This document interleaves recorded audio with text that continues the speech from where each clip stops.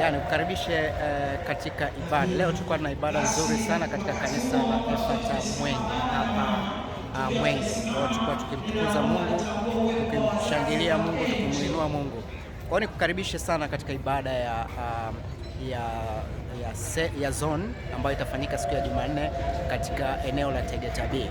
Kwa hiyo ni siku nzuri ambayo unaweza kukutana na Mungu, ni siku nzuri ambayo Bwana ataenda kuzungumza na wewe katika ibada ile ya zone. Ibada itaanza saa 10, itaanza saa 10 kamili na itamalizika muda wa saa 11. Kwa hiyo unakaribishwa sana.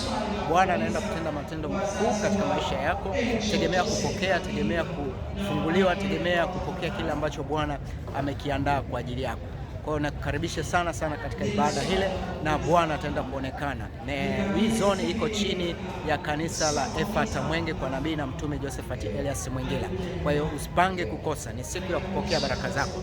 Tutaenda kusikia shuhuda mbalimbali, tutaenda kusikia matendo makuu ya Mungu, tutaenda kusikia yale Mungu ambaye ameandaa kwa ajili yetu.